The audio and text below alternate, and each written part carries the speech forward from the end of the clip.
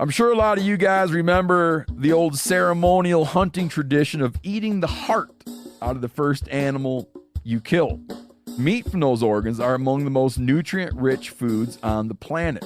You can get those same benefits your ancestors craved via convenient daily capsules from Heart and Soil. Find out more at heartandsoil.co. And remember, use code MeatEater for 10% off your purchase.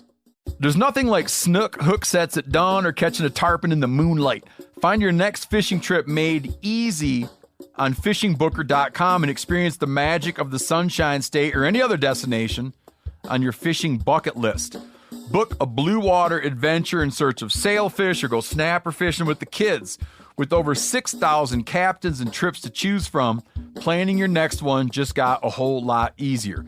Download the Fishing Booker app on the Google Play or App Store or visit them online at fishingbooker.com to book your trip today.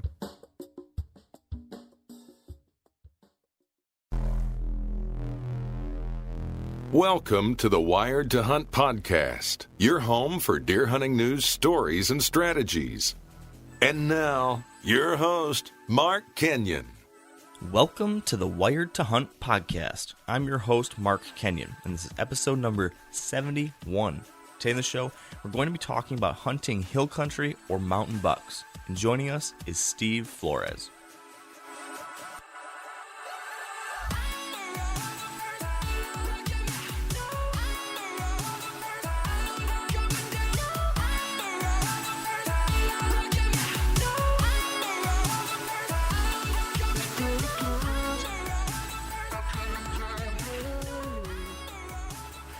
All right, welcome to the Wired to Hunt podcast, brought to you by Sitka Gear. Now, today we've got what I think is going to be a great episode because we're talking about a topic that I'm pretty fascinated by, and that's how terrain influences deer movement and how we can then use that knowledge to hunt deer in hilly or mountainous terrain. And joining us today to discuss that topic is West Virginia bow hunter Steve Flores, who's a freelance outdoor writer and the owner of 365whitetail.com. And I'm particularly interested in this conversation today because I'm going to be hunting in some very rugged and hilly country in Iowa this season. And it's probably going to be the most hilly country I've ever hunted in. So I'm hoping Steve can share some insight that will help me with this learning process. So high level, long story short, I'm pretty interested in this, pretty excited about it. But Dan, what do you think? Yeah, I'm always interested in learning about new tactics towards hunting whitetails. Well, that's very insightful. I was actually up this weekend. I was up in northeastern Iowa at my in-laws cabin, which is basically just a trailer, and we were doing some fishing. And that once you get in a ways away from the river up there, it is very steep and hilly, and I can see how it would be very tough to hunt deer in that area. Yeah.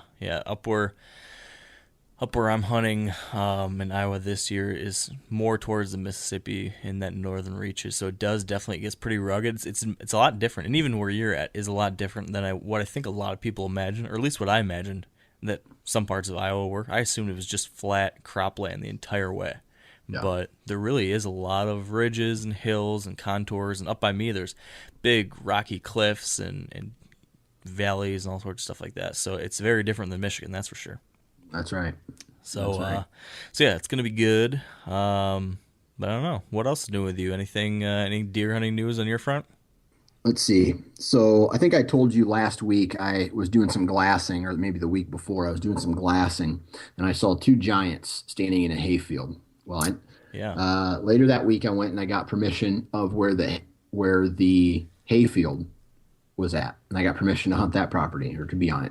Problem, it'd have to be from a ground blind, and there's no trees on that property.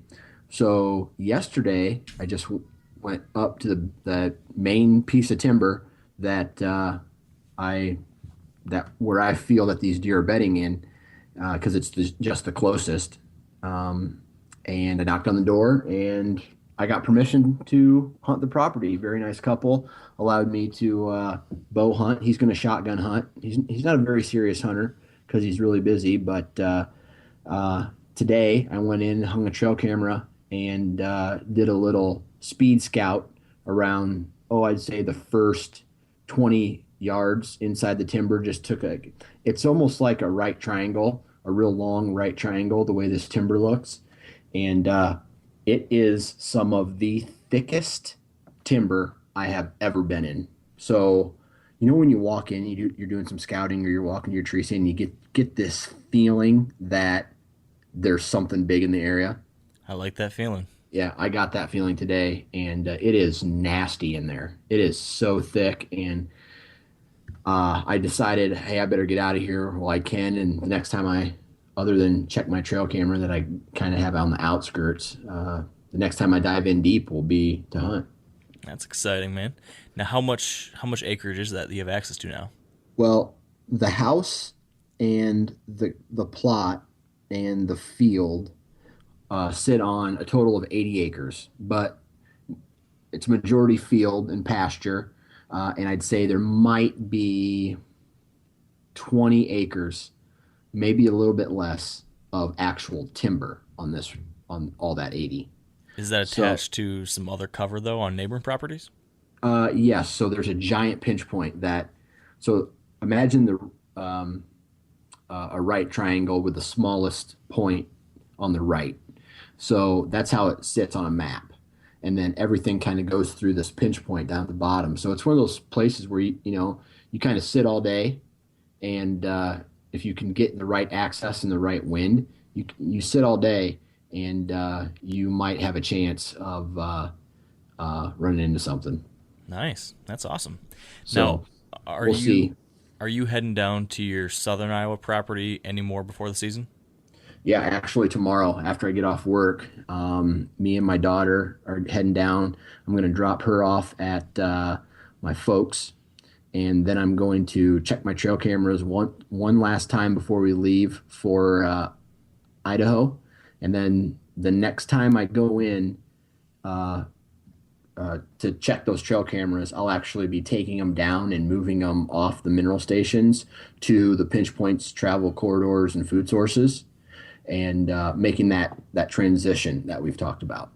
Cool. Well, and that's going to be on the 26th of this month. Nice. Well, I'll be doing a similar thing to you tomorrow. I'm going down to Ohio and checking the cameras. Oh, boy. Yeah, so I'm excited. This is my final Ohio trip, my final velvet trail camera pull for Ohio. So right. Today I found a fresh rub. So nice. And I've seen some other pictures of some deer hardhorn already from friends, and it's they're starting to rub it off, and it's getting that time of year where the velvet's coming off and they're getting hardhorn. So yeah, it's happened. Yeah, I'd be surprised if there's many more bucks left in velvet over the next couple of days. Most of them all are finishing off right about now. So, interestingly, though, the last couple of days I saw a couple bucks here in Michigan and some pictures, and they're all still holding on my farms here in Michigan. But I'm sure any day now. So, right, exciting. Huge acorn crop this year. I don't know about where you're at up in Michigan, but the ground is covered with acorns right now. So when you think about it, you're not seeing deer, especially in states like Missouri, where I believe their hunting season has already opened, or if it hasn't, it's going to be this weekend. Find acorns because they are dropping heavy right now. Yeah, I've been seeing some by May too, and you're right. That's definitely one of those food sources that they start transitioning to really, really hard right now. And dude, I don't know about you, but my Facebook feed has just started to blow up with bucks. Like, it's officially feeling like hunting season because I'm seeing all these bucks being killed in North Dakota and Kentucky and Wyoming and Nebraska. So I'm very jealous right now. I'm definitely jealous. Flipping through Instagram, and it's like giant mule deer, giant elk, giant mule deer, giant elk, whitetail. It's like here pretty soon it's going to be on. And I don't know how I'm going to play it yet. I think I might. I don't know what I'm going to do yet. obviously I live and die by my trail cameras, see what they say, but this property that I just scouted today looks really good. It's only a mile from my house, so I'll be able to hunt during the week a little bit, which is just equals more time in a tree stand. Right, that's definitely a good thing. Well, Yep. it's going to be an exciting season, my friend. And before we get to whitetails, though, you and me we got our big trip. We leave in just a couple days from now. Yep. So let's see, we're recording this on Tuesday evening. Yeah. We're going to leave Sunday, Yeah. and we'll be out there Monday morning, set up camp, hike in, set up camp, and hopefully do some, if all things go well, be hunting Monday evening.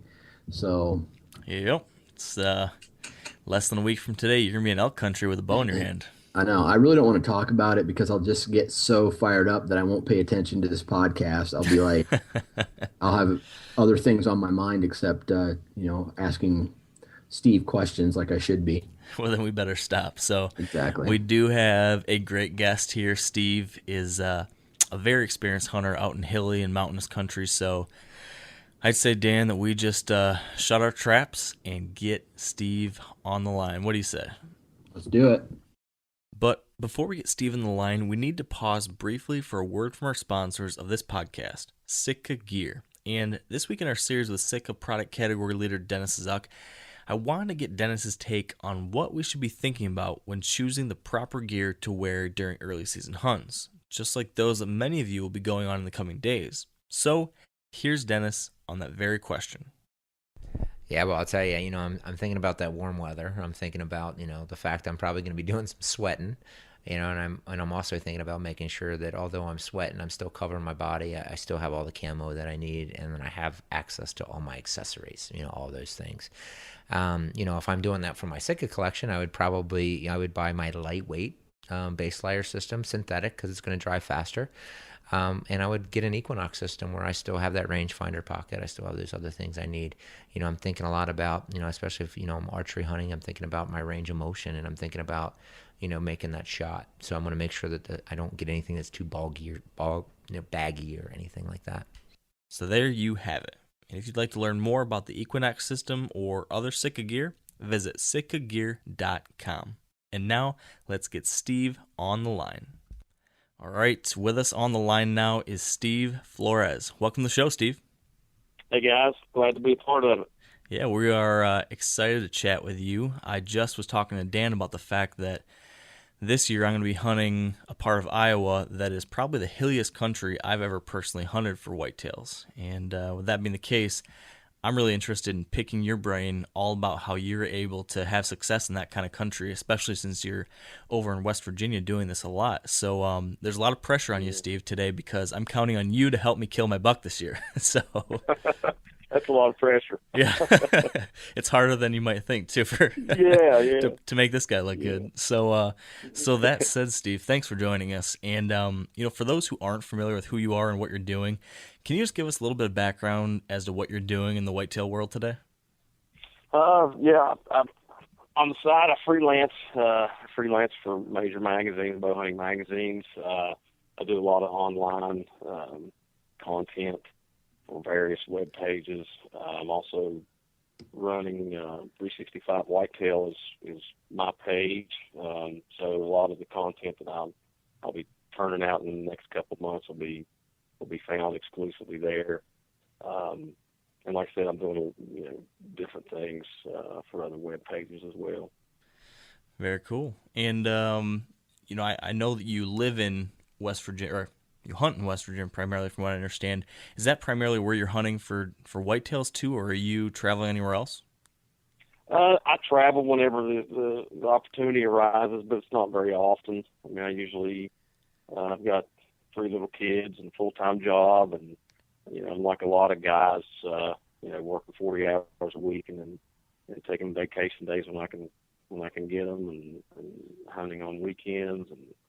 But yeah, I mean, I like to get out anytime I can and experience whitetail hunting from a different area, but it's mostly in my home state. So I do a lot of my hunting. So your home state, West Virginia. Tell us about what that terrain is like. I mean, from a high level, we know it's somewhat hilly, but really, what's this country like? The southern part of the state where I live and where I hunt, there's absolutely no fields. I mean, there's no food plots. It's all rugged, mountain, rocky, just terrain. And a lot of the areas are really, I mean, you really got to be dedicated to chasing a mature buck to even consider hunting in some of the areas that these southern counties hold. I mean, it's there's mountain country, and then there's southern West Virginia mountains, and they're entirely different. They're so steep, so thick. A lot of these areas have burnt in recent years or in the past. A lot of this is obviously coal country, so a lot of those coal mines have, over the years, they've created forest fires from mine breaks and stuff that'll actually catch fire, which sets the mountains on fire, which it grows back thicker every time. So over the years and years of that, it makes some really thick cover and allows a lot of those bucks to reach mature age. So you throw that in on top of the mountain terrain, and you've got a pretty good combination to produce some pretty large bucks. Yeah, it seems like some of the pictures I've seen that you definitely have been able to get into some big bucks out there that I think for a lot of guys, when they think of the eastern coast or the eastern part of the United States, those aren't the types of bucks they imagine are out there. So it seems like you've been able to find some pretty big deer for that part of the country. That being the case, at a high level, Steve, when hunting this kind of terrain, and what I like to do is I usually like to start at the high level, and then we'll probably really drive deep into some of these aspects of some of the types of things I imagine you're going to mention, but at a really high level. What are the most important topics for someone to understand when it comes to hunting this kind of terrain? What are the basic topics that we just need to start wrapping our heads around? The first thing that I did, that I really had to wrap my head around, was understanding that all of the information that I gathered in most of the hunting magazines, because most of the hunting magazines are geared toward Midwestern whitetail deer. And it's not knocking any of those writers or that type of hunting. It's just that a lot of those principles don't apply to guys that hunt in mountain bucks, like what I like to call them. It just doesn't work. I mean, that was the first thing that I really had to come to terms with. That, for instance, I mean, Bill Winke was and still is probably my favorite outdoor writer. And a lot of, strategies that he used, I couldn't use them, as much as I wanted to, because it was Bill Winke and he was successful and he was writing these great articles. And I wanted to take what he was writing and be successful with it. I just couldn't. Because I wasn't, I had different pieces of the puzzle than he did. And once I really wrapped my head around that and started looking at things in a different way, that's kind of when I started having a lot of my success on these types of bucks. So are you referring to the principles? Would you say that the principles of any type of hunting, Midwestern hunting versus where you're hunting, the principles are the same, but the details are different? Yes, the principle. I mean, the principles of scent control. Anytime you let a deer know that it's being hunted, that you're not going to kill that deer. Entry and exit routes. I mean, the broad spectrum of things were we can both use, but when you get down to little details, those are the things that seem to make the difference in the way I hunted and the things that I did. So what are those biggest differences then between the two? Those details. What are the aspects that you would categorize as the major, unique points when you started looking at what's different between Winke's situation and yours? One of the things, I mean, I know he a lot of the Midwestern hunters talk about wind direction and playing the wind, and that's good, and that definitely works in a semi-flat landscape where you can predict the wind. A lot of places where I hunt, for years I did that. I played the wind. Well, the problem with that was a lot of the places that offered a consistent wind in the mountains were usually my ridge tops, or way down low, and almost where you were almost out of the woods and you were in the valleys, in the bottoms. those are the two areas that offer the best wind directions.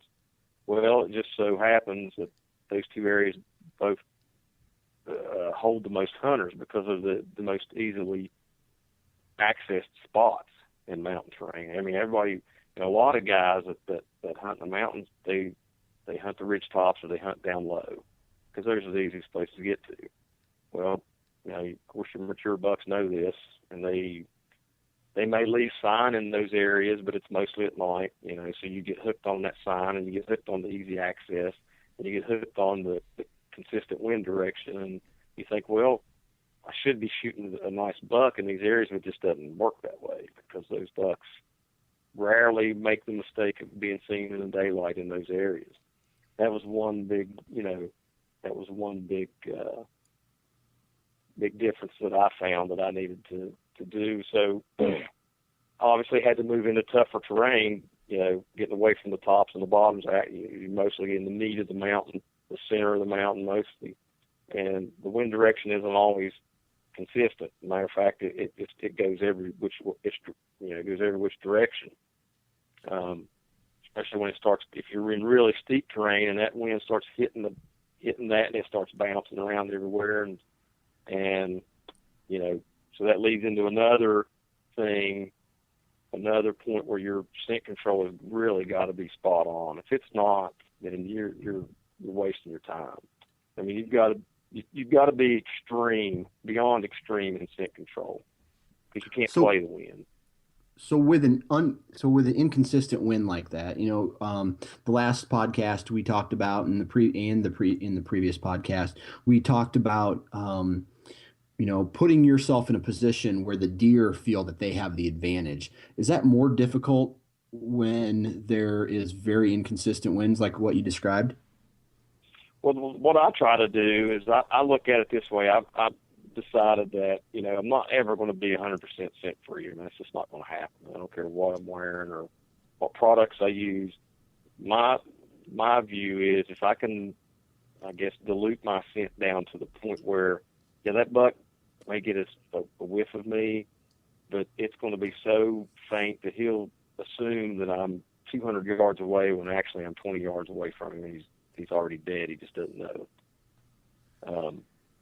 So for me, that's what I strive for, is to knock everything down as far as I can, as far as the scent trail that I leave and the imprint that I leave. That he doesn't even consider it to be a threat, consider me to be a threat because the scent is so faint. So piggybacking off of Dan's question real quick, how do you think then deer are using the wind in that kind of terrain? When we think about maybe in some of the Midwest country, we might say, well, lots of times a buck will approach an open crop field with the wind in his face or crossing so he can kind of check what's ahead of him. Do you see bucks using any specific travel patterns to take advantage of the wind direction in some way, or maybe thermals or something in mountainous terrain like that? Or does it seem like it's not because of the erratic nature of it, they don't seem to travel because of wind direction? What do you see? I've seen both, but I haven't seen enough of one way or the other to say, bucks in mountain country, this is the way they use the wind. I mean, I've seen them get downwind of me. I've seen them walk with the wind at their back. I've seen them walk with it in their face. I've seen them cut crosswinds. I mean, I guess it would be hard for me to say, they'll always walk this way, or 90% of the time they'll walk this way in the wind. I just haven't seen it. That's not to say that they don't, but I've never seen it. I mean, I've seen it probably as much as the wind changes direction on me. I've seen bucks use the wind in so many different. I mean, I've never been able to put it together to the point where I could say, Mark, the bucks will always travel this way in the mountains with the wind. I've just never seen it. Fair enough. Then what about thermals? Do thermals factor into your strategy at all? Because I know I believe that's something that's probably making an impact in that area. Is that true? It's something. I mean, it's something that should be thought out, but I will never. I mean, I go to such extremes with my scent control. I'll never move my stand.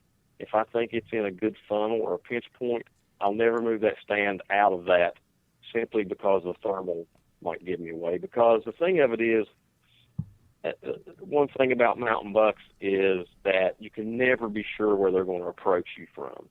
I can imagine if I was hunting a food plot, you can pretty much say, if you're hunting in the evening, that deer's not going to come at you from the food plot. Right. He's probably going to come out. Yeah, he's going to come out of a wood lot or a thicket on the other, behind you, which is, you're setting up in between them. But the way the mountain bucks move, they could come at me in any direction.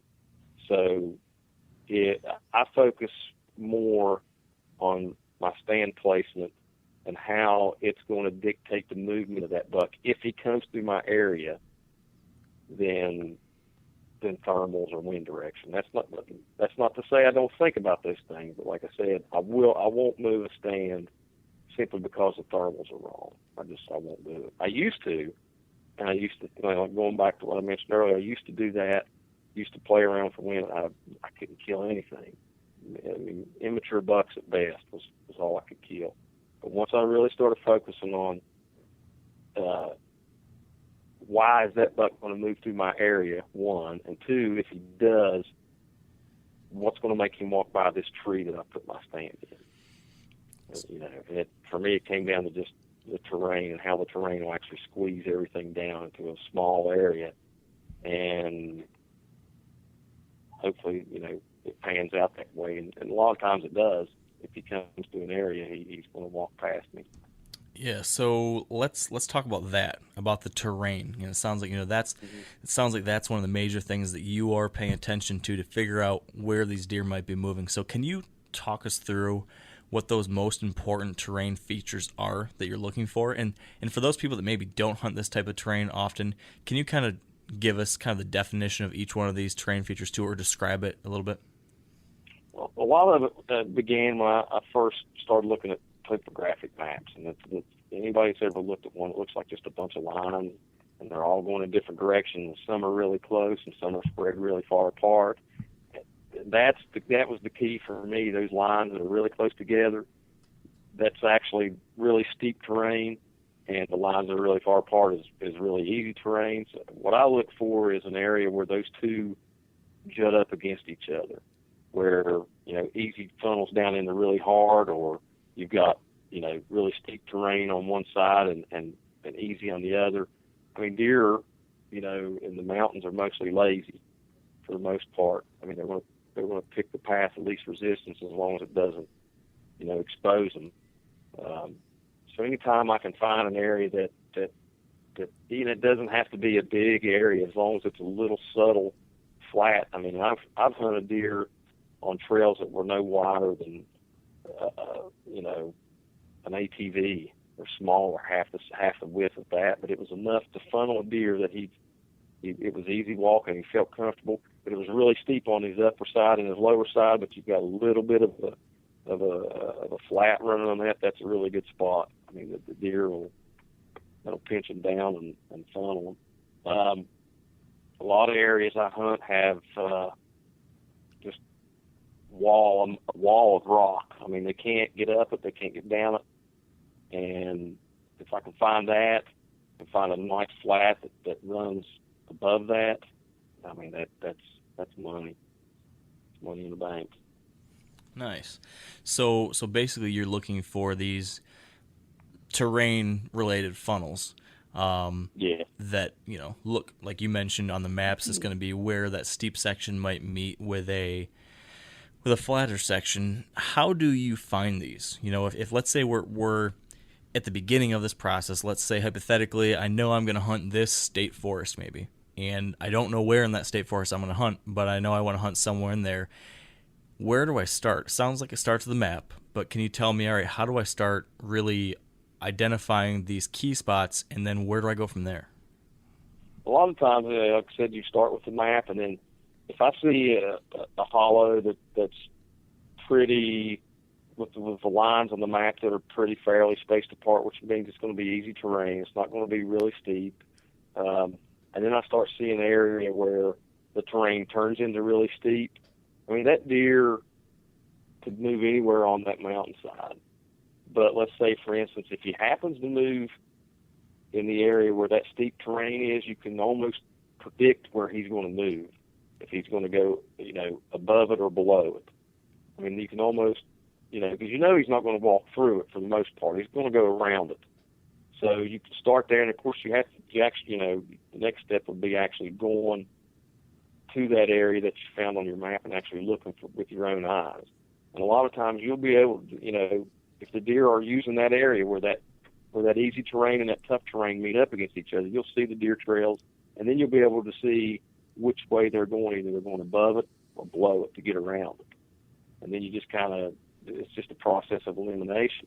Once you see, let's say, for instance, the deer are moving through this area, and this whole hillside, this small section of a hollow is fairly easy terrain, and you get to one spot that's kind of tough, you'll actually be able to see those deer where they're going around it, either above it or below it. And then you just look for the right tree, along that trail. And then other things come into play, like the sun. I mean, you can't, when you're hanging a tree stand in that kind of terrain, it's steep. I mean, I've shot a lot of my deer. I'll be out of a tree stand and actually shoot at eye level with these deer.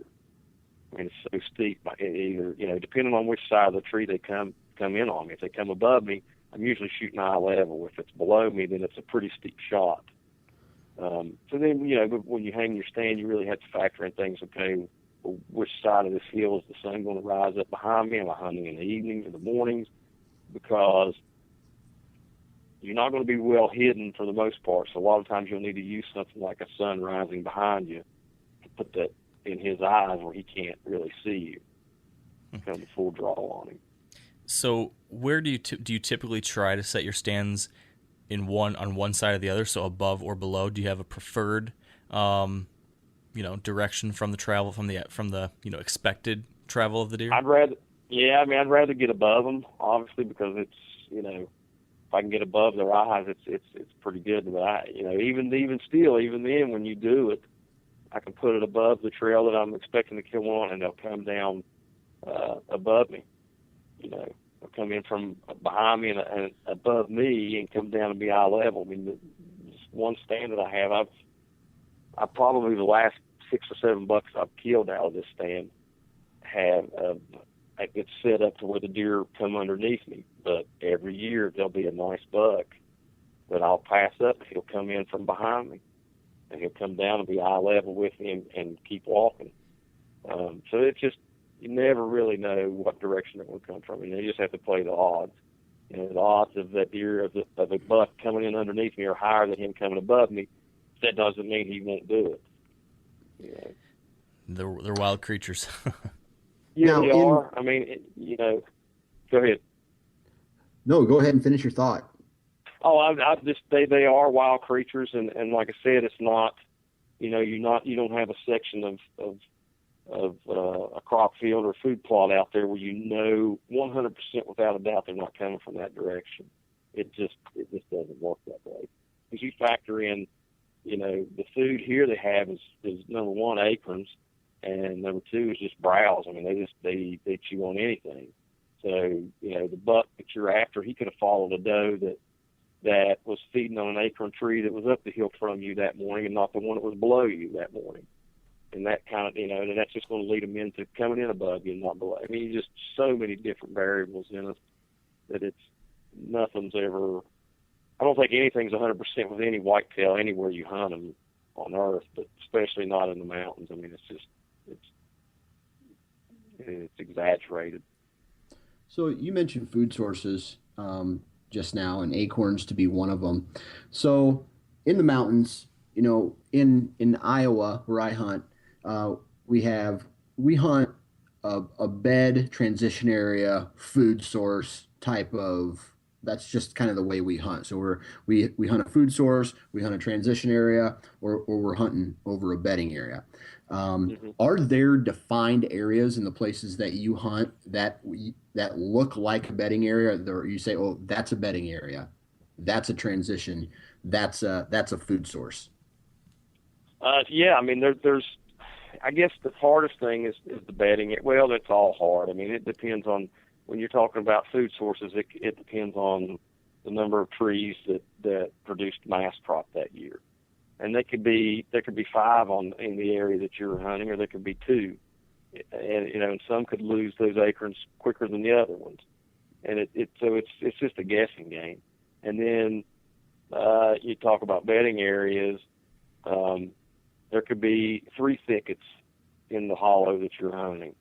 Well, those does could, I've found beds in all of them before. I mean, and so I still have yet to figure out what dictates where they bed.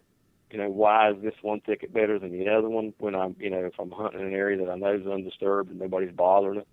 I don't know what makes them choose one over the other. But there is a difference. I guess what I try to do is locate the one, let's say, for instance, the one thicket that I think has the most beds in it or the most sign from years past, the most buck sign, buck rubs, and then I kind of just assume that, that's got to be the most heavily used thicket because that's the one the bucks are visiting the most. It's just like everything else. It just changes. It's hard to keep up with whatever food source they prefer or bedding area.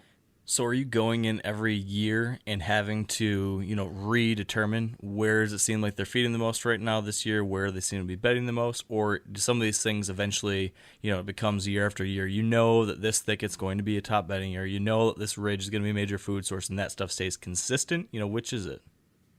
It stays consistent. Once you find, like the spot that I mentioned earlier, the one tree stand that I've got, I've never had a tree stand like this in my life. And I save it for the rut. I don't go in until the rut starts, and it's adjacent to a doe bedding area that holds the does year after year. I mean, it's been the most consistent one I've ever found. And for the most part, I think the biggest thing that I messed up early on in my career, and it goes back to the mistakes I made, was I would find a good group of does in a good area, and I would start hunting, and I would hunt with the naive assumption that, well, when the rut kicks in, I'm really going to get my deer this year. I'm going to get a nice buck and a big buck, and it just wasn't it because I was burning it out every time I hunted it. And I think does are so in tune with their area that it doesn't take very many hunts to spook the does and to change their patterns and put them on alert. So what I do now is I find those does, I find a nice pocket of does, and I don't touch it till the rut. And that's how I've treated this stand, and it's produced for 7 years. It's just the only year I didn't shoot a buck. I had shot a 170 class bucket from this area, and all of a sudden my standards got really high. So I thought, well, I'm not, now I can't shoot anything. It's got to be really big. Well, that lasted a year, and then I snapped back to reality. But that was the only year I haven't killed anything from this stand. And it's situated next to a doe bedding area. The does bed on the back side of this ridge. I'm on the opposite side, in an area where I know when the bucks come through cruising, if they come through this area, and most of them do, they've got to walk past my stand because behind me it's pretty steep, and I've got a small little flat, and below me it gets steep. So they naturally going to walk through there. Now, like I said, some of them will come in from above me, and even ones below me. But for the majority, overall, playing the numbers throughout the years, the majority of the bucks have walked right underneath my stand because of that terrain. And they're going there to find those does, which I've left alone since the previous year. I don't go in till second week of November. And I think the longest I've ever had to hunt from that stand to kill a buck was probably 4 days, maybe 5. It's mostly over in 2 days. Wow. So, and it's, go ahead. I was going to ask, these bucks in this type of terrain during the rut, do they have a really consistent way that they're typically cruising this kind of area? My assumption in some of the areas I've hunted is lots of times they're cruising, a certain part up the ridge, cruising those ridges to check for does bedded higher above them, checking the wind. Is that what's happening by you, or how are they traveling most of the time during the rut? I've seen them come from both areas. The stand is situated just on the edge of the lip that kind of drops back into just a little part of a hollow at almost near the top, but not exactly way up on top where the wind just blows in, in that one direction. Because there's really no funnel up there. The top is flat and they go everywhere. But once they come down from the top or they come up from the bottom, they get squeezed down in this one little area. And I think the bucks that I've shot coming up are headed to that thicket looking for those does, and they get squeezed down in front of me. And then the bucks that I've seen or shot that came from above, I get, I'm just assuming that they've already cruised that thicket. There's nothing there, and they're moving on away from it to look for something else. And when they come out of it, if they even, once they start in that direction toward me, they've got to come through this little funnel. They don't have to, but the majority of the time they'll walk right through it, and then they get shot if they're to make my heart beat fast enough. It just doesn't take much. Yeah, I understand that. So before we move on to another question for Steve, though, we need to pause briefly for a word from our sponsors of this podcast episode, Carbon Express. And Carbon Express this year has launched a new arrow called the whitetail arrow, and they've teamed up with the Quality Deer Management Association to do that and to create a best-in-class mid-range price point arrow. Now, to celebrate this new product, Carbon Express has done a couple things, and first off, they've created a new website called Whitetail Experience, where they've got lots of great deer hunting articles and videos, and they've also created a podcast by the same name with a lot of great bow hunting insights too. On top of that, Carbon Express and the QDMA have launched a giveaway contest in which you simply need to submit a photo and caption of one of your best whitetail experiences. And the winner of this contest will win a 4-day, 3-night, all-expenses-paid hunt with Carbon Express and the QDMA at Giles Island. So if you're interested in signing up for that or checking out their blog or learning more about the whitetail arrow, visit whitetail.carbonexpressarrows.com. Now, back to the show. So if your rut strategy seems to be finding an ideal doe bedding area, finding a pinch point near that, and saving that for the rut, then what are you doing in early October or whenever the early season is in West Virginia? What are you doing at that point so that you're not screwing up your top rut spots? But I'm assuming you're still hunting sometimes. What do your setups look like then? I've got one goal in mind. Usually that part of the year is just filling my freezer. Early on, if you're going into a new spot, you got to spend some time in that area. You can't just say, well, I found some days, I'm not going to walk in here till the rut. You've got to figure out a little bit of it. So you're going to, I wasted a year or two figuring out how the does and how the deer were actually moving through this area before I finally started saying, okay, I've got a pretty good grasp of what's going on. Now I'm going to, next year I'm going to hold off a little bit longer, and then next year a little bit longer until I finally got down to where I was waiting till the rut. But like right now,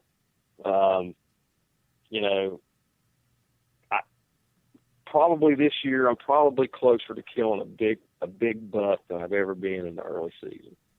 And the only reason I feel that way is I've spotted this buck, I've watched him from afar, I've set some cameras up, I've kind of backtracked just enough. I've moved my cameras back just enough to the first funnel that I think he's coming through. So I've hung a stand, and now I'm just going to wait until it's time to hunt and then see if my hunch is correct. And if it's not, I'll have to move deeper, find another funnel that he's going through while he's on his feet, I guess is what I'm trying to say. But right now, to say, yeah, I've got this big buck and I'm going to kill him early season, I've just not done it. I've never been able to do it because it's been my experience that, food sources change. The cover that is in the woods right now won't be there in a month and a half from now. So it's going to fall, and it's not going to. Those bucks aren't going to feel as secure as they do right now. So their travel patterns are going to change. Everything's going to change from now until the rut. But once that rut starts, their desire to find those does is never going to change. It's 100%. It'll always always be there. So that's where I just throw a lot of my focus and effort for that one time frame. It's paid off for me great, but hopefully this year it will be the beginning of, I guess, my way of figuring out the early season portion of hunting mountain bucks. I've got the whitetail rut locked down, I believe, but it's the early season that I've always struggled with because of those changing variables. Yeah. You mentioned hopefully, go ahead. I was going to say, you mentioned that you're using trail cameras right now to try to help you better pattern this buck. Can you share with us just in general, how are you specifically using trail cameras throughout the year, whether that be in this situation in the early season, but then if you're using it later in the year during the rut or other times, what does your trail camera strategy look like? Right now I'm using licking branches. There's not a lot of people, I guess, I don't know if a lot of people know about it or have tried it, but it's using preorbital scent glands. And I've just doctored a lot of licking branches, and basically what it is, it's just like a mock scrape, only I'm not putting deer urine in the scrape. A lot of these bucks will use the preorbital gland in their eye or on the outside, like the lower part of their eye, to communicate their scent with each other. Especially when they're in bachelor groups, a lot of them, everybody knows who's who, and my scheme is to introduce a mystery buck into the group, one that the rest of them don't know about, never smelled before, haven't seen, and then I start laying these mock setups throughout this area that I think this buck is in, and just set up a camera and hopefully catch him interacting with that licking branch. And the buck that I'm chasing right now, I've actually got a lot of video of him, not just him. I mean, I've got a lot of video of him and several other bucks using that licking branch. I've actually got some bucks urinating in the scraped out area I have under the branch, and I haven't put any urine in it yet. I've just used the preorbital gland and the interdigital gland in the scrape. I've yet to introduce any urine into it. I've just started getting some bucks that are starting to urinate in their scrape. So that's basically right now. Last year we had so many acorns on the ground. They were still on the ground up into the early part of December. This year, I don't think we're going to have any. So that's it's just, and that's, the deer will be moving a lot looking for food.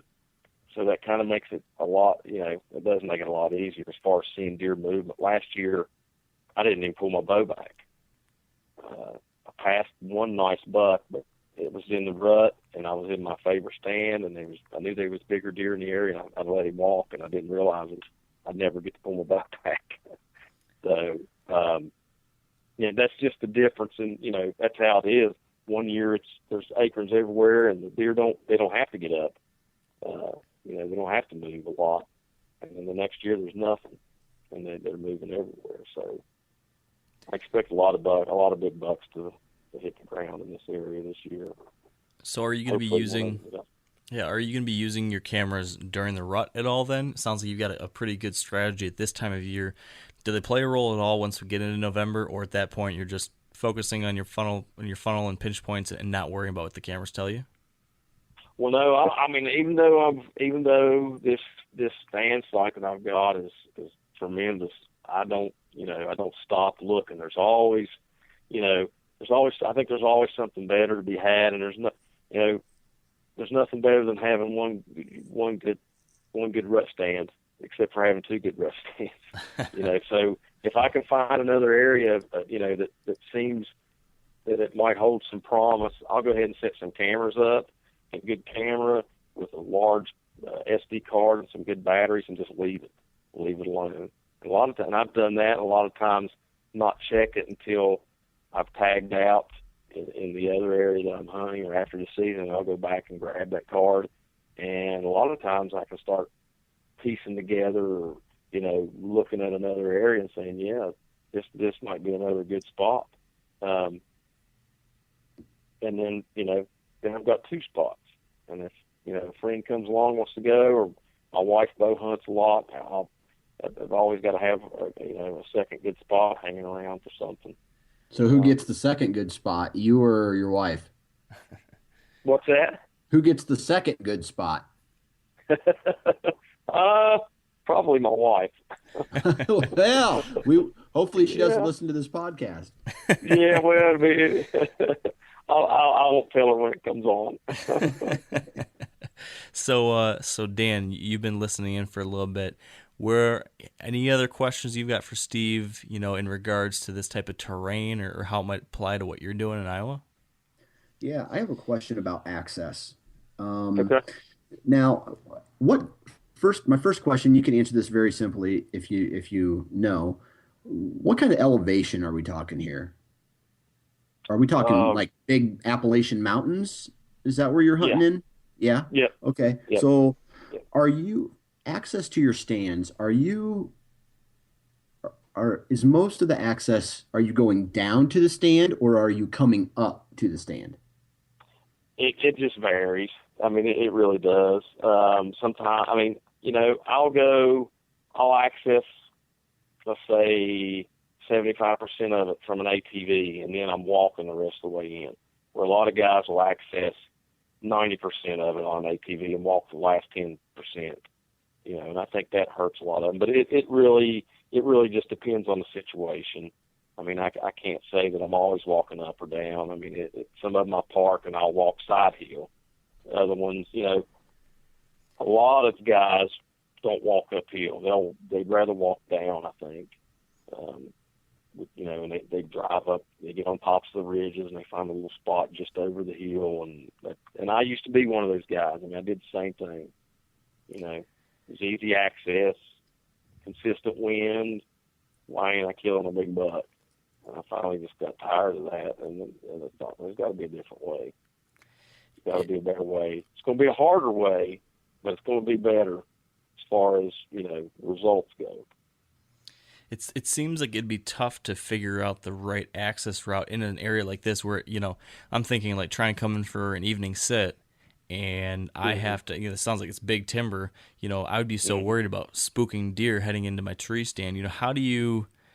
How can you get in there without, is it just simply you have to learn a property, figure out where those couple ideal bedding areas are, and then just make sure you're staying away from those and you try to access in the evening? Or, what's your rhyme or reason to figuring out the right access route? Well, I mean, you're never going to be 100%, without bumping a deer. I mean, it's going to happen, like I said, because they go everywhere. Especially when there's not a lot of food and they're browsing and they're just browsing everywhere, you're going to run into deer.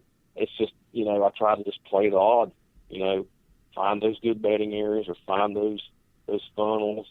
If I can find a deep ravine that runs, from the bottom of a hill, 200 yards up the hill, but gives me, but keeps me out of sight and provides, nice quiet walking, I'll take that over, a four-wheeler ride that takes me to the top, and then I got to walk right down in the middle of that funnel, or right down to that stand, right, where everybody can see me. The deer can hear me and see me coming for, across the valley, and see my flashlight in the middle of the night. I mean, I've accessed stands where, I could have took my ATV to the very top and walked 10 minutes and got in my stand, but I wouldn't do it. I'd go in from the bottom and walk up a deep ravine full of rocks, and because none of the deer could see me, and most of them couldn't hear me because I was walking on rocks instead of leaves, and I would just pop up within 50 yards of my stand and just take my time that last 50 yards and slip in and wear them out. That was the early season stand. I used to do that a lot. That was one of my favorites. And then, like a lot of things around here, public land, once they cut an ATV trail, everybody uses it, and then the deer booger out, and they move on to another area. Yeah. So speaking of wearing a spot out, or putting in your time, during the rut, are you hunting all day once you get to a stand like that, or are you just morning and evening? No, I'm all day. All day. Any advice? Go ahead. I was gonna say, any advice on pulling that off? I know I do the same thing, but a lot of people struggle with all day sits. Any advice on how to pull that one off? I mean, for me, if I've got a nice trail camera picture of a whatever buck I'm chasing, that's usually about all I need. I mean, and I tell myself it's just if I do everything right, it's only going to be a couple of days. I mean, I can survive anything for a couple of days.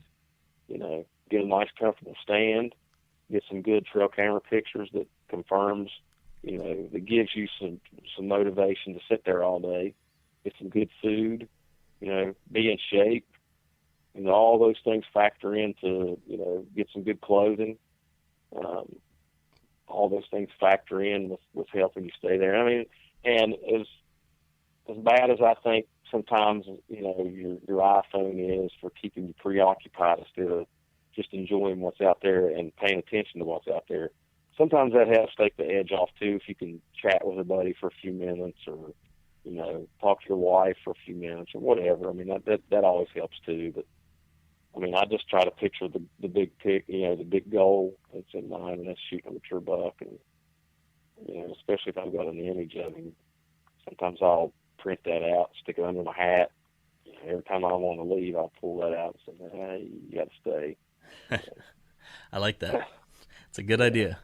I think I need to try that, because it definitely, like you said, it can be so tempting after 3, 4, 5 full days on stand. You're freezing your tail off. Maybe the action hasn't been good, so you're not seeing anything. You're getting disheartened. I mean, it's really easy to get tempted to say, screw this, I'm going back and enjoying a nice hot lunch. But man, the thing is that time you go get the hot lunch could be the one time that your big buck cruises through there and you missed it.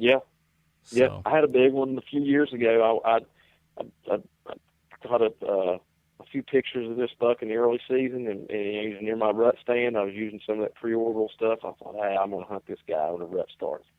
Took a week off vacation.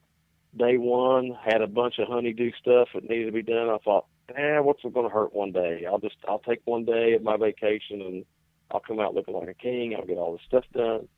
So I went the next day to get in my stand, pulled my card in the dark, got up in my tree, slipped the card in my camera and turned it on, looked, and there he stood the day before when I was home. So it's, during the rut, I mean, you got to, I'm sure you know this, you got to put in as much time as you can. Yeah. It's just something you got to do. It's a numbers game to some degree. You put yourself in the right place and then just tough it out long enough till he eventually comes through. Yes, exactly. I mean, it's a numbers game. Yeah. So I feel like we've got a good idea of what you're doing during the early season to try to figure these deer out a little bit, and then when it comes to the rut, we're identifying those doe bedding areas, finding the pinch points near them, and then just putting in your time. I think for a lot of guys, it's going to help them put together a base strategy when it comes to hunting this mountainous terrain or very hilly terrain. But if there was just like a couple of the most common mistakes that people make in this type of hunting situation that maybe we haven't touched yet, is there a couple of those mistakes that we need to make sure we are absolutely not making in this kind of place? A lot of guys I see don't take their scent control serious. I see a lot of guys standing at the gas station in the morning with their hunting outfit on. I don't know how they can think that's going to lead to a mature buck, because it won't. You got to be beyond obsessed with your scent. I mean, in every way. I mean, I start a month out from my opening day, and I start the whole routine, the washing, my clothes. I don't wear any cologne. I don't use any aftershave. I don't use shaving cream. I mean, it's I think that's number one thing, is, apart from what we've discussed and the strategies and what to look for, is the scent control. And with that wind, the way it bumps around, you don't have a chance if you're not obsessed with scent control.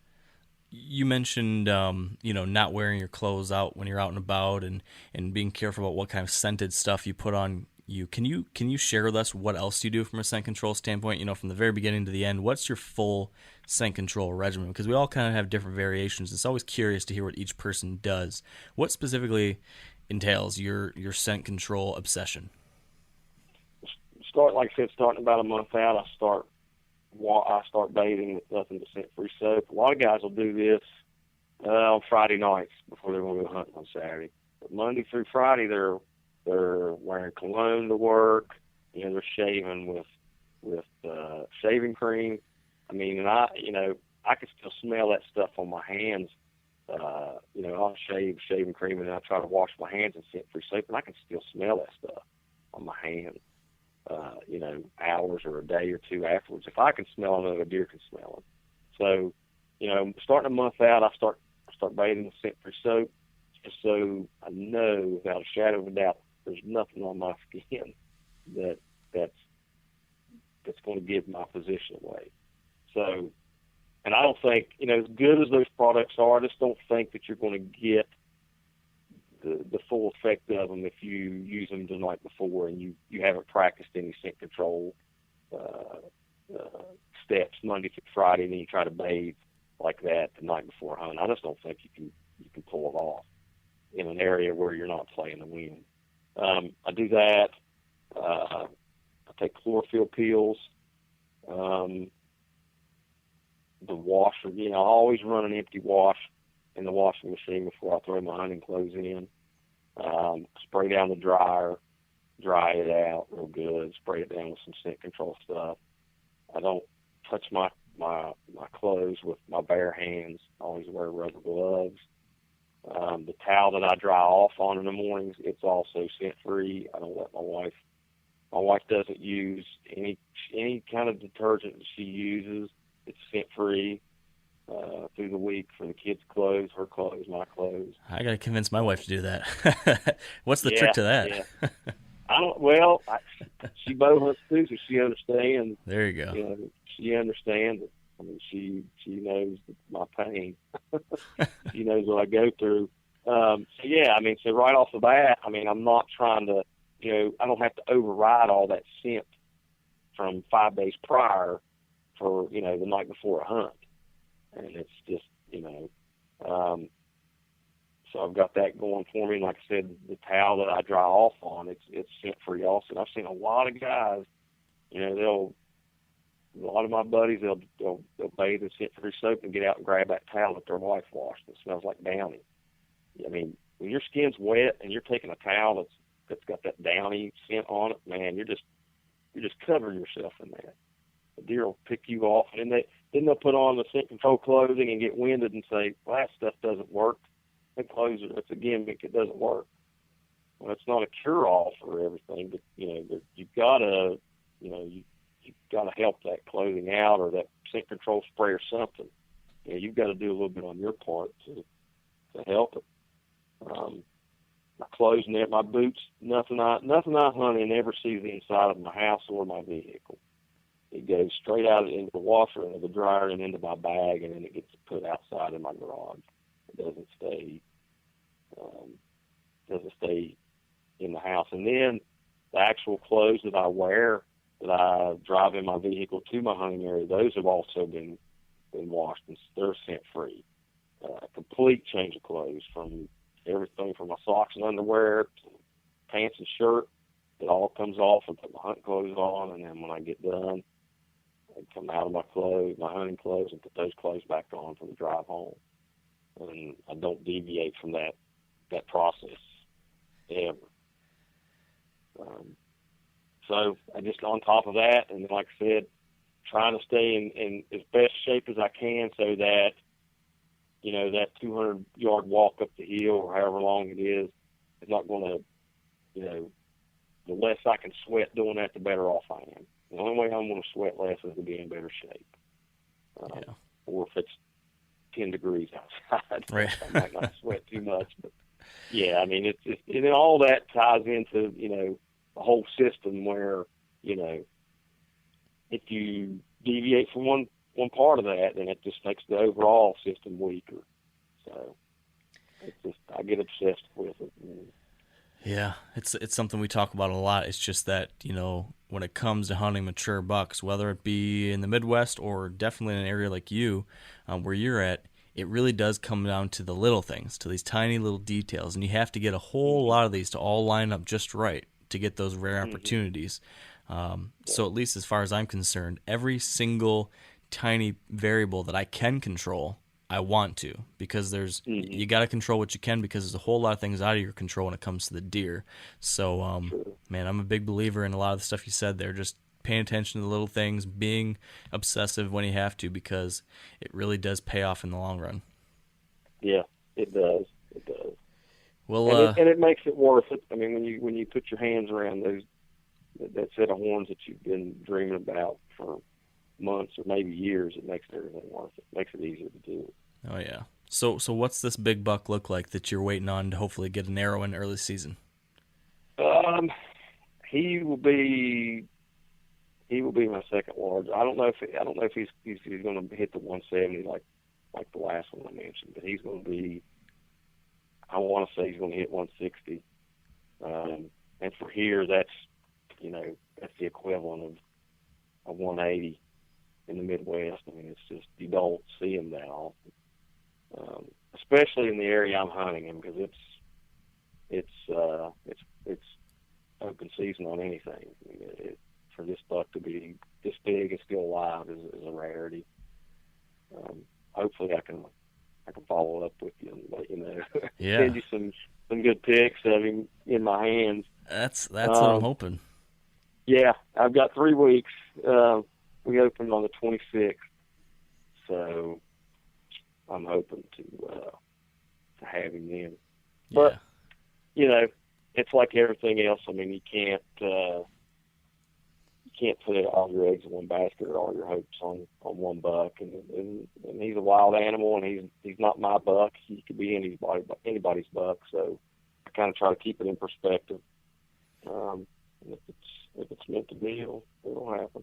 Yeah, that's wise words right there for all of us, because there is the tendency for a lot of people, and I've been guilty of it at times too, where you get so excited about one deer, you forget that there's a lot more to it. So that's a great reminder. Yeah. And you forget that there's a lot more. There's a lot of other hunters out there too. Or a lot of guys say, "Well, he shot my buck." Well, I don't know that was your your buck or my buck or anybody's buck. It's just that's, you got to keep that in perspective. Yeah, very true. So, Steve, we are coming up on time, and this has been awesome. Dan actually had to drop off. He has some little child issues. He's a parent of a newly born, so he's dealing with that. But I know he really enjoyed this too. So thank you, Steve. And if anyone listening wants to see more from you and some of your articles or blog posts in the future, where can they go online to see that? They can find my stuff on 365whitetail.com, deerlab.com, and probably going to do a set of features for AmericanHunter.org coming up. That's kind of in the works right now. And aside from that, I write for Bow Hunting World, Peterson's, Bow and Arrow. So any of those magazines or those online sources would be a good way to find me, or just look me up on Instagram or Facebook. And I usually post my latest stuff on there, and that'll take you right to it. Cool. Well, we will make sure to link to those things in the blog post for this episode too. So anyone listening, if you want to find that, we'll have links. So, Steve, this has been great. I've definitely learned a few things, and I'm excited to test some of these ideas out in my own hill country. So thank you, and good luck this season, Steve. Thank you, Mark. I really appreciate the opportunity to talk about my favorite big game animal. Absolutely. Well, make sure you get back in touch when you shoot that big one, all right? I definitely will. Best of luck to you too this year, man. All right. Thanks, Steve. Bye-bye. Thank you, Mark. Bye-bye. All right, that is going to do it for us today, and thank you again, Steve, for sharing all that awesome insight. Now, a couple quick updates before we wrap things up. If you want more podcast episodes in your life, we do have our new show, Whitetail Q&A, that comes out twice a week. These are short episodes in which we answer one listener-submitted question. on Tuesdays and Wednesdays. If you want to check that out, go to iTunes and search for Whitetail Q&A, or go to wiredhunt.com/whitetailqa, and you will see those episodes there. So be sure to check that out. And if you happen to like it, we would really appreciate a rating or review on iTunes. Other than that, we do need to thank our partners who help make the Wired to Hunt podcast possible. So big thank you to Sitka Gear, Trophy Ridge, Bear Archery, Redneck Blinds, Huntera Maps, Ozonics, Carbon Express, Lacrosse Boots, and the Whitetail Institute of North America. Please help the Wired Hunt podcast by supporting these companies and letting them know that you enjoy the show. We really appreciate it. So, all that said, most importantly, thank you all for joining us today. We really appreciate you tuning in, and I hope you learned a lot today. So, until next time, have a great week. Hopefully you're hunting now or soon. So if you are, go get them. And otherwise, stay wired to hunt.